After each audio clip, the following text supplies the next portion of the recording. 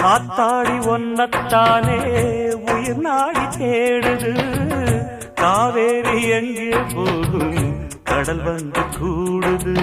அந்தி பொழுதில் தென்னங்கிளையில் தென்றல் கூத்தாட மையை எழுதி மஞ்ச குருவி கையை கோத்தாட.